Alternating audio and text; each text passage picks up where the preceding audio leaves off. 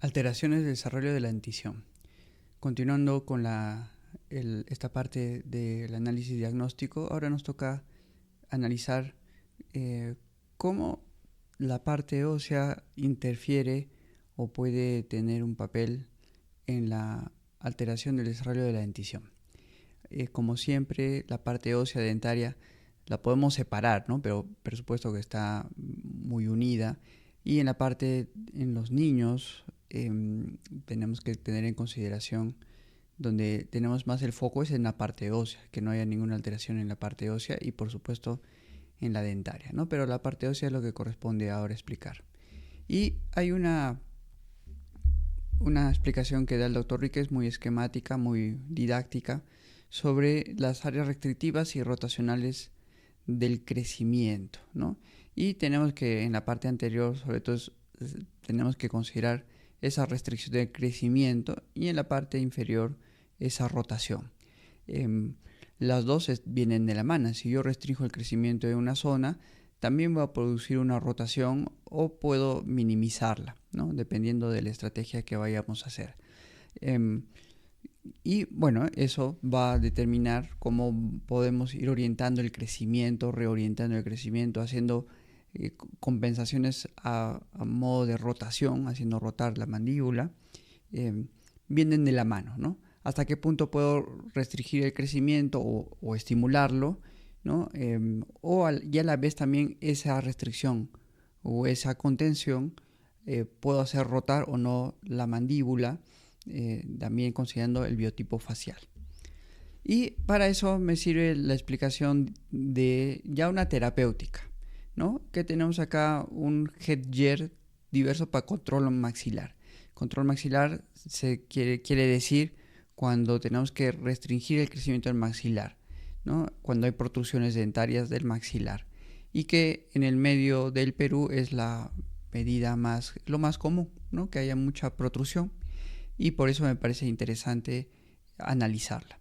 Bien, vamos a ver cada uno de estos tres aspectos.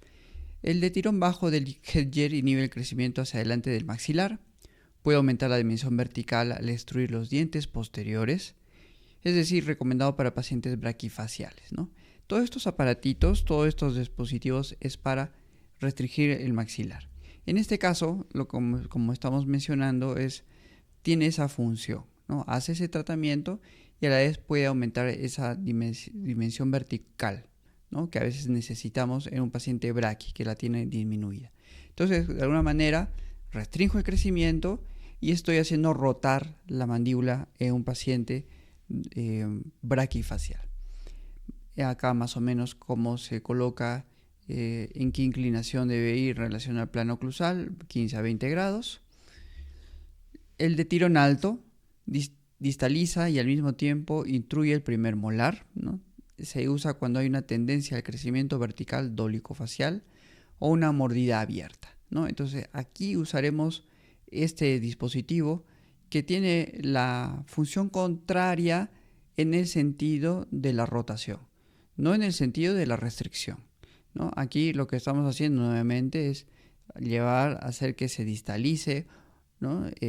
Es la porción maxilar y por supuesto que se contrae, que se contenga ese maxilar y luego también haciendo que se estimule una rotación antihoraria de la mandíbula en un paciente dólico.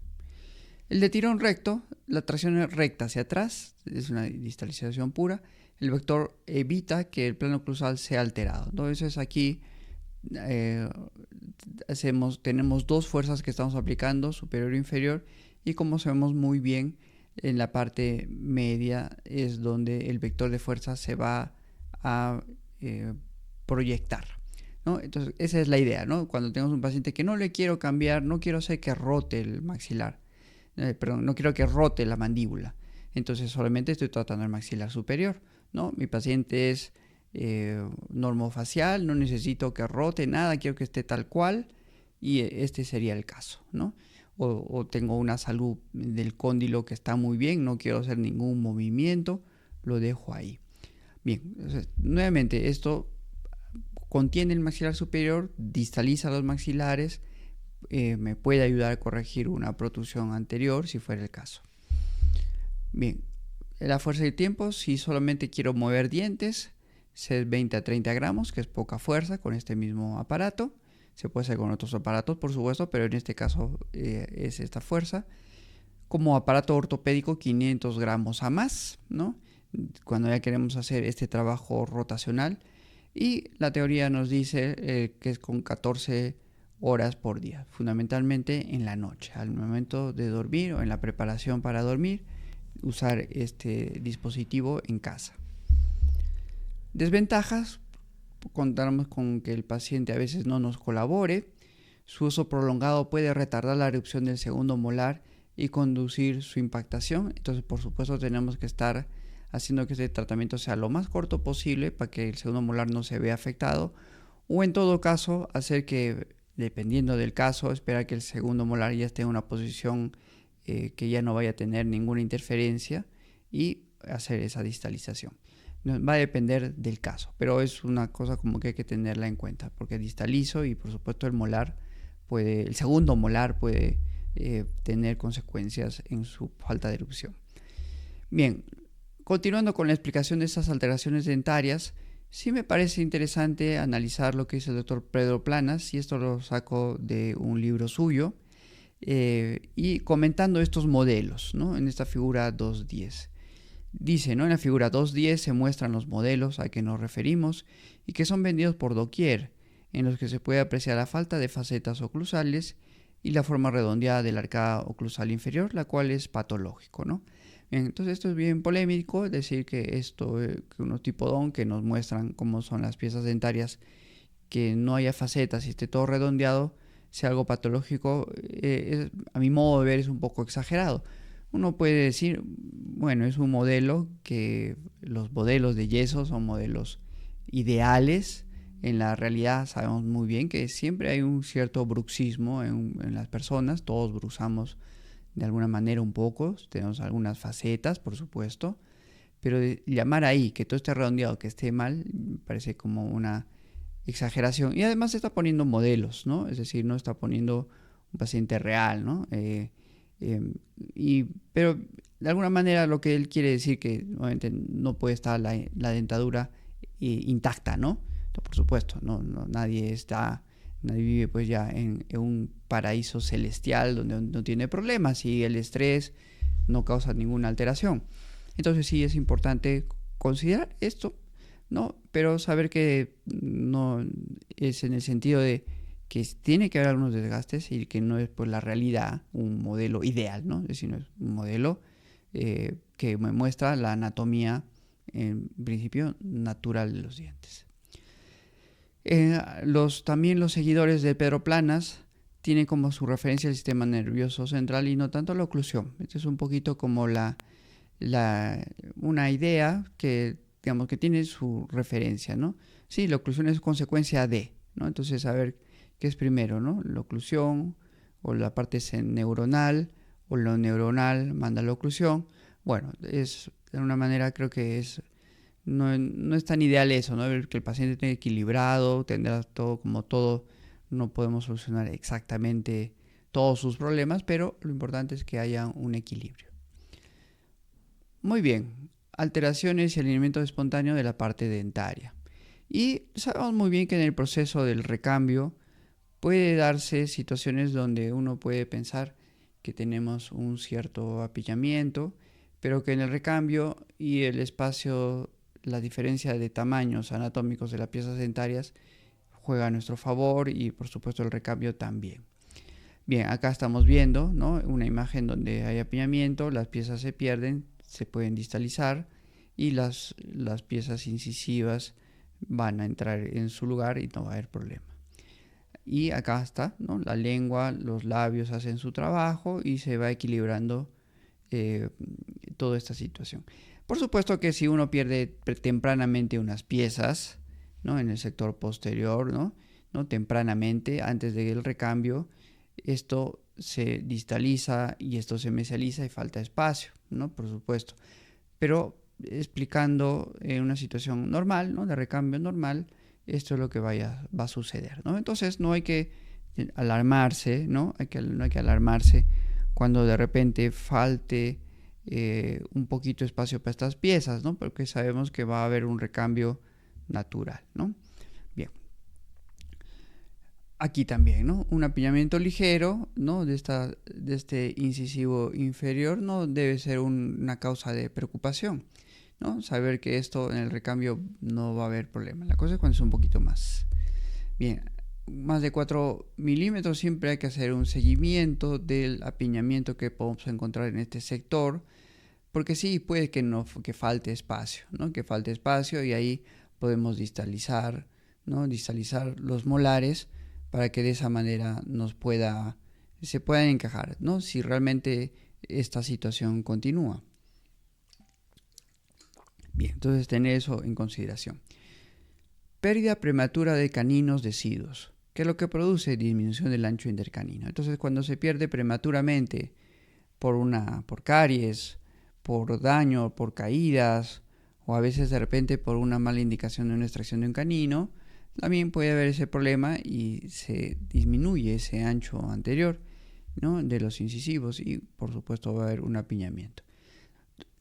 Perfecto, entonces para esto saber cuál es el diagnóstico, ¿no? Si es un apiñamiento propio de los incisivos o es un apiñamiento por pérdida de este ancho intercanino por extracción de caninos inferiores.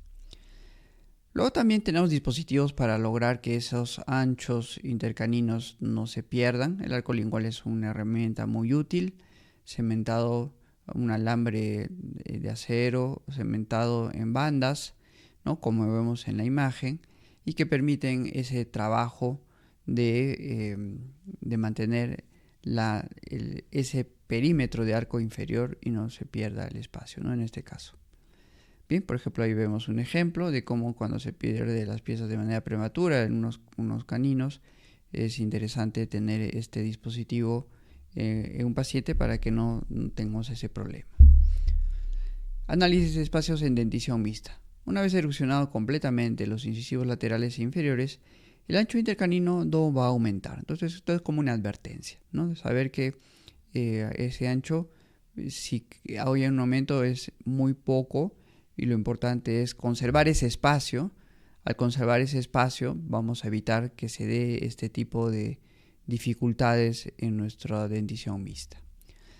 Bien, presento este casito, ¿no? Donde el motivo de consulta era este incisivo inferior que estaba ligeramente apiñado.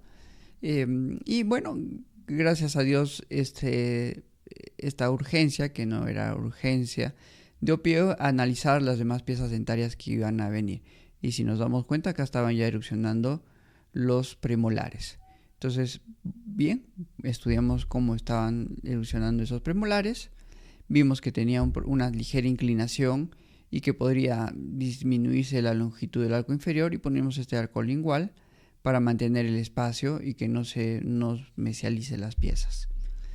Bien, además, como decíamos, ¿no? Esperamos que nos dimos cuenta en las radiografías que estos premolares están ligeramente inclinados, entonces ayudamos poniendo este bracket y desinclinando esos premolares para corregir que no entren las piezas dentarias en su lugar, ¿no? Vemos acá el canino ligeramente mesializado, aquí también ligeramente mesializado, producto de eso, ¿no? Que gracias a Dios interceptamos esta pequeña discrepancia de espacio y comenzamos a corregir esta dificultad, ¿no? En el paciente. Bien, vino por un pequeño apiñamiento que no era tan relevante, pero nos dimos cuenta de este problema que iba a darse en este recambio dentario en la dentición mixta.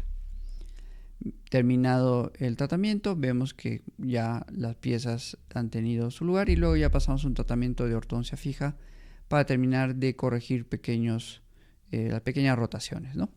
Bien, entonces ahí está más o menos terminado el caso después del tratamiento fijo. Luego también el tema de corrección de mordidas profundas, ¿no? Las mordidas profundas. Y lo importante en las mordidas profundas también no olvidarse que no solamente la mordida profunda, también podemos tener una pérdida de dimensión vertical posterior en niños, ¿no? Donde el cóndilo está impactado en la cavidad glenoidea, ¿no? Entonces, de repente, como sabemos muy bien, la guía incisiva es una proyección de lo que pasa en el cóndilo. Entonces, no podemos solamente tratar la parte dentaria, no tenemos que ver la parte también ósea, ¿no? Y para eso podemos levantar esa mordida, obviamente haciendo el estudio, un articulador, ¿no? Montando modelos. Se hacen unas pequeñas como coronitas u overlays, ¿no? En el paciente para aumentar esa dimensión vertical y que el paciente, sus piezas dentarias crezcan a esa altura. Porque ya estoy equilibrando la parte ósea, la parte articular. Teniendo la articulación en su lugar, ya tengo que hacer que los dientes vayan tomando su posición. Y esto es una ayuda para este paciente. Se puede hacer de muchas maneras, pero la idea es la misma, ¿no? En este caso, overlays de resina en las piezas dentarias para hacer que la parte muscular y todo tenga ese ordenamiento diferente. Bien, aquí también se va manteniendo la dimensión vertical posterior. Acá vemos que ya hay un contacto, ya se corrigió la mordida profunda y estamos haciendo que las piezas premolares vayan tomando su lugar poco a poco. Bien, corregir mordidas cruzadas es también importante en la dentición mixta. Si uno no corrige esta mordida cruzada, vamos a tener una atresia del maxilar, el maxilar no va a desarrollar y por supuesto una posición en este sentido, las fuerzas van a producir un desgaste innecesario de los cuellos dentinarios. Bien, se complica la historia, entonces aquí hay que hacer ese descruzamiento superior para poder corregir. Bueno, y ahí se logra eso y esperamos a que las piezas poco a poco vayan tomando su lugar, ¿no? Estas imágenes son pues importantes para considerar esta situación. Esto lo he tomado del libro del doctor Gregoretz. Bien, caninos retenidos y lo que se suele denominar ese rescate canino, ¿no? Rescatar el canino para que entre en boca y podamos obtenerlo. Un modo que tenemos, uno de los muchos para poder estudiar, el más sencillo, es lo que conocemos como el análisis de Moyers, que también ayuda a evitar que el canino se nos pueda impactar o retener. Bien, en este caso tenemos una paciente que viene a la consulta por una ausencia de canino, que es lo que no le gustaba en su aspecto, ¿no? Además que tenía estas pequeñas inclinaciones, coloraciones poco estéticas, etc. En la radiografía vemos que lo que tiene es, sí, el canino se ha retenido, ¿no? Muy poco, ¿no? Ha estado casi por salir y además también detectamos estas raíces que se han disminuido, ¿no? Nos refirieron que era por una caída, se cayó de niña la paciente y se lastimó los dientes de esta manera. Bueno, muy bien, entonces, ¿qué es lo que se hace? Se rescata el canino, se pone un alambre de ligadura 12, triple, ¿no? O sea, enrollado en 3, se hace una pequeña colgajo y se abre esta situación para poder ir llevando el canino a su lugar, ¿no? Entonces aquí está, vamos traccionando poco a poco el canino. Ok, se pone un anclaje posterior, un ATP de molar a molar y con un alambre de TMA se hace este cantilever para hacer el brazo de palanca y vaya traccionando el canino en su momento, ¿no? Y además también se aprovecha para poder continuar la alineación y nivelación en la parte inferior. Bien, entonces es el trabajo, una de las maneras de hacerlo. Luego otra manera es teniendo, cuando se hace por palatino, se hace de igual manera. En este caso se puede tener un resorte abierto para ensanchar el arco, en el sector donde va a tomar posición el canino y hacer la tracción correspondiente.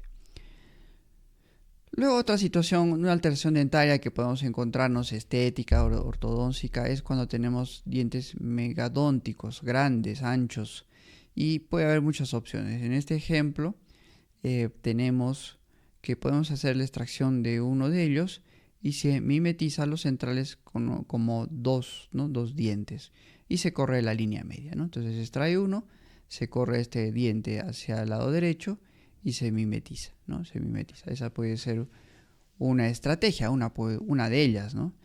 Ya, por supuesto que va a depender del paciente, ¿no? En este caso, que es unas fotos del doctor del libro de doctor Varela de ortodoncia en dentición mixta, lo pone de esta manera, ¿no? Bien, acá nuevamente rescato perino por palatino. Algunos usan unas cadenitas de oro que lo insertan en el arco principal para poder hacer esa tracción. Luego trae una manera también sencilla, en algunos casos será aplicable, es poniendo un mini tornillo, ¿no? Y haciendo la tracción con una liga, ¿no? Ayudado de una liga y con un alambre en la pieza que está retenida, ¿no? También se puede hacer. Y por supuesto que esto puede ser un poquito más práctico porque simplemente es adherir el botón de ortodoncia al canino, poner la cadenita y traccionar, y ya no hay que hacer más cosas, ¿no? No hay que poner arcotas palatino, en fin. Puede ser más sencillo, en algunos casos puede ser útil.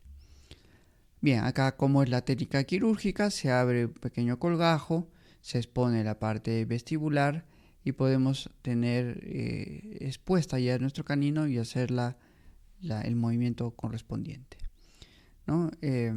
Bien, Dockrell explica esto de una manera interesante.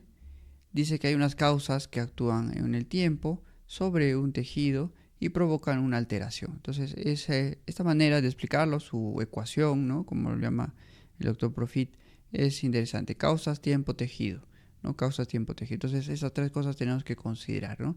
¿Qué lo causa? ¿Cuánto tiempo tiene este problema? ¿Y en qué tejido está siendo más afectado? El tiempo, qué momento, si es prenatal, a veces será el diagnóstico en pacientes que tienen ya malformaciones óseas severas.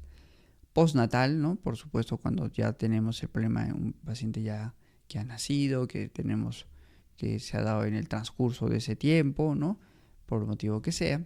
Y la duración, que si es continua o intermitente, ¿no? Entonces eso va a determinar la dificultad, la complejidad. Si es algo intermitente, se puede interrumpir. Si es algo continuo, tendremos que también pensar en un tratamiento un poquito más a largo plazo. Bien, en los tejidos puede ser la parte dentaria, neuromuscular, huesos, tejidos blandos, ¿no? Y sabemos muy bien que la parte neuromuscular y la parte de tejidos blandos está muy unida, por supuesto, y que tenemos que ver ahí los tratamientos que se denominan funcionales para corregir esa alteración que se dé en estos tejidos. Alteraciones óseas tenemos que considerar como planos: sagital, transversal, vertical.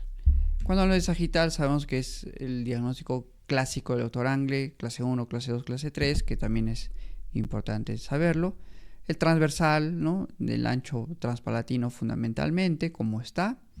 Y el vertical, si el paciente tiene una mordida profunda, como hemos puesto en un momento, y que vaya a alterar o que sea su problema fundamental, considerarlo, comenzar por ahí. En la vida real, a veces en los tratamientos hacemos las tres cosas al mismo tiempo, o a veces solamente tratamos una, depende, ¿no? Pero la idea es hacer lo más rápido posible, solucionar los problemas más rápidos posibles, ¿no? Nuevamente, la base craneal es importante. Una clase 3 esquelética fundamentalmente puede darse porque la base craneal está estrecha. La clase 2 puede ser cuando la base craneal está alargada, ¿no? Entonces, sí, también nos ayuda nuestro diagnóstico.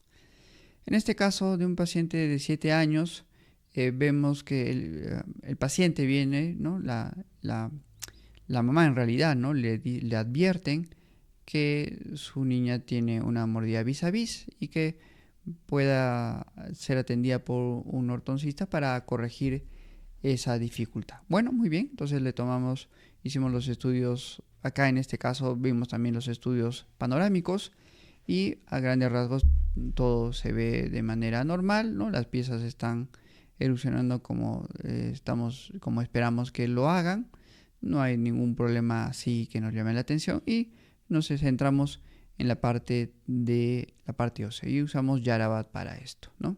Y hacemos todos los estudios y gráficamente vemos que Yarabat nos da esta imagen. En esta imagen lo normal está en azul, lo rojo es lo alterado y vemos que acá tenemos una amplitud de la base craneal y luego también que el cuerpo de la mandíbula es más grande, ¿no? Entonces es una clase 3 mandibular, ¿no? Que de alguna manera ha sido ligeramente compensada por la base craneal. pero clase 3 es, ¿no? Entonces eso ya nos da una orientación de cómo podemos atender a este paciente. Bien, entonces, importante conocerlo, ¿no? Entonces, en este caso, la idea es que en su momento podamos hacer un tratamiento que pueda contener ligeramente, solamente en el pico de crecimiento, el mínimo tiempo posible, el crecimiento mandibular, ¿no? Aunque es ir un poquito a contranatura, ¿no? Porque supuestamente el crecimiento va a tener ese sentido, pero peor es no hacer nada y salir el paciente así. Entonces, como escuché al doctor, a un doctor italiano, ¿no? Decir que en clases 3 siempre es importante hacer cualquier tipo de cosas, ¿no? Le hacemos un gran bien, ¿no? Porque son los pacientes más complicados, ¿no? Los pacientes más complicados. Bien, ok. Luego también nuestro estudio de alteraciones tiene que considerar si hay asimetrías. En este caso, desde el punto de vista transversal, en una tomografía podemos estudiar. En este caso, en los dos casos, estos números son tan pequeños que no podemos considerar que sea propiamente una asimetría, ¿no? Entonces sí, podemos considerar que son distintos, por supuesto, pero no van a determinar que sea asimetría o no, ¿no? Entonces sí, también eso considerarlo. Ya hemos mencionado que el ancho intercanino en el inferior y en el superior también es importante para evitar que nuestro canino se nos impacte, ¿no? Se vaya a otro lugar. Y la idea es ir estudiando el paciente, a ver si no tiene este problema. Y si tiene este problema, por ejemplo en la imagen de la derecha, abrir la sutura maxilar para producir que aumente ese espacio, esa distancia intercanina y los caninos vayan tomando su lugar, ¿no? Entonces también es una recomendación importante. Bien, dientes que se retienen con más frecuencia, sabemos muy bien el tercer molar, acá el número 2 el canino, el que estamos en todas estas diapositivas hemos hablado de él, y luego en el cuarto lugar incisivos centrales superiores por un tema estético, ¿no? Entonces este es un poquito como el orden. Tercer molar ya sabemos todo lo que se dice de las extracciones de terceros molares, pero canino es como que algo que debemos tratar que no suceda, ¿no? Bien, agenesias, lo sufre el 25% de la población, es muy genético y está identificado ya dónde está ese problema, ¿no? Pero bueno, no hacemos mucho con la identificación genética, fundamentalmente saber que es un cuarto de la población tiene esta dificultad y de esa manera podemos ayudar a los pacientes a ver que sí, es un problema que se da, ¿no? en las personas, ¿no? Microdoncias, alrededor del 20% con agenesia presentan microdoncias, ¿no? Como que vienen algo unidas. Los dientes anteriores son los más afectados, ¿no? Y en este caso vemos eso, ¿no? En un caso una microdoncia, ¿no? Y en este otro caso una agenesia, ¿no? Vienen de la mano, ¿no? Entonces aquí habrá distintas posturas de cómo tratar a este paciente. Lo ideal sería llevar este canino a su lugar y con un implante y una prótesis reemplazar el lateral. Y en este caso, como tenemos espacio para este lateral, llevarlo ligeramente hacia distal y hacerle una carilla en este paciente, ¿no? Y así se puede solucionar este tipo de dificultades que se nos puedan presentar, ¿no? Entonces acá es un tratamiento mixto, ¿no? Ortodoncia y la prótesis o rehabilitación dental. Trastornos eruptivos de los incisivos superiores, igual que los molares, pueden sufrir una fibrosis gingival, que puede ser que se demore en su erupción. Puede haber muchos dientes supernumerosos en esa zona, odontomas y, por supuesto, una posición ectópica del germen, ¿no? Que ya es una erupción en otro sitio. Bien, acá los supernumerarios están en esta zona y es importante considerar, ¿no? Que tenemos este problema y por eso es importante el control radiográfico. Canino eructado de posición muy alta. Entonces acá tenemos el caso cuando nuestro canino logra erupcionar, pero lo hace mal y puede tener un problema periodontal en este sentido, como vemos en la imagen, ¿no? Y bueno, entonces hay que evitar este tipo de problemas y lo importante es considerar el estudio de Moyer, tomográfico, análisis laterales. Hay muchas maneras de hacerlo, ¿no? Caninos por vestibular, ¿no? Vemos en esta imagen tomográfica cuando falta espacio como también la parte la tabla ósea vestibular de este canino está bastante, no existe casi, ¿no? Por esa falta de espacio, ¿no? Entonces aquí el tratamiento está un poquito como cantado, ¿no? O si me da posibilidades de distalizar todo, ¿no? Y hacer que el canino entre, puede ser una opción.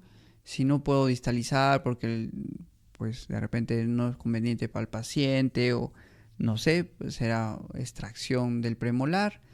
Va a depender, ¿no? Va a depender del caso, ¿no? Si puedo todavía abrir la sutura y gano espacio en la parte mesial y mi canino puede entrar, ¿no? Entonces, hay opciones, ¿no? Aumento la manera transversal, distalizo, puedo tener opciones para poder hacer entrar esta pieza, ¿no? Y acá vemos también el canino inferior, también está, digamos, fuera del arco, se ha mesializado este sector, ¿no? Entonces puede ser por una discrepancia alveolo-dentaria. Bien, aquí la imagen derecha también es bastante dramática. Vemos el canino que le ha faltado espacio y además hay un problema en la reabsorción de los temporarios que hace que también este problema ya no sea solamente del canino, sino también de los premolares, ¿no? Entonces es un caso un poquito más severo. Es importante pues hacer este control para ver qué podemos ir haciendo, qué tratamientos preventivos se pueden realizar, ¿no? Y acá también se ve pues, ¿no?, cómo están los incisivos vestibularizados, la raíz, es poco espacio, ¿no? Poco espacio, ¿no? Acá sobre todo es un problema de un tamaño óseo pequeño y una parte dentaria un poco más ancha, ¿no? Bien, entonces esa combinación también es fatal, ¿no?, para este paciente, ¿no? Y luego también cuando se da esos apiñamientos severos, vemos que siempre se da este fenómeno muy reportado en la literatura de los molares como en escalera, ¿no? Entonces acá está el primero, segundo, tercero, ¿no? Acá. Entonces eso también ya nos dice algo, ¿no? Muy bien, alteraciones de erupción en niños con síndrome de Down, ¿no? Entonces también es importante considerar los problemas que puedan tener los niños que tienen síndrome de Down, ¿no? Y fundamentalmente tenemos que hay una maduración y erupción dentaria retrasadas, y en este caso un paciente de 19 años, ¿no? Vemos que acá todavía están los temporarios, no erupcionan. Hay una demora en general en la erupción de estas piezas dentarias en los niños con síndrome de Down. Bien, vemos acá gráficamente, sí, se ve que hay una demora, ¿no?, en la erupción de esas piezas. Aquí en los temporarios mandibulares más demora aún, ¿no? Y en los permanentes también se ve esa diferencia, ¿no? Se ve esa diferencia, ¿no? Está claramente distinto. Y acá lo que sí es fundamental que en una radiografía lateral, lo más llamativo sobre todo es este valor, el SNA, ¿no? El ángulo SNA, que está disminuido, ¿no? La media es 82, más o menos 2, y acá tiene 75, ¿no?, en este estudio que se realiza, ¿no? Y vemos acá que hay una gran diferencia, hay una retronaxia maxilar. Entonces son pacientes clase 3, pero por maxilar superior, ¿no? Ese es el diagnóstico en estos pacientes. Bien, las maloclusiones más frecuentes en síndrome de Down son mordida cruzada, clase 3, y la mordida abierta anterior. El prognatismo mandibular puede ser ficticio, provocado por el crecimiento restringido de la base craneal y del maxilar superior. Los análisis cefalométricos convencionales son imprescindibles para establecer el diagnóstico de las displasias esqueléticas, la posición de incisivos, el patrón de crecimiento y el biotipo facial, ¿no? Entonces es importante tener eso en consideración. Y acá vemos un ejemplo, ¿no?, de esto que estamos mencionando. En este aparatito estamos haciendo 3 tratamientos al mismo tiempo, ¿no? Vamos a corregir la mordida cruzada, ensanchando el arco. Vamos a trabajar el problema de esa posición elevada de la lengua, baja de la lengua, con esta perla de Tucat, ¿no? Acá está mejor esta perla de Tucat que da vueltitas ahí. El niño ve como si fuera un juego y comienza ahí a mover esa ruedita. Entonces ya estamos haciendo que los maxilares se vean libres de la fuerza de la lengua, ¿no?, de la musculatura de la lengua. Y luego también, para corregir esa mordida cruzada, levantamos mordida para que el maxilar tenga esa libertad y que pueda tener un espacio necesario. Bueno, muy bien, nada más.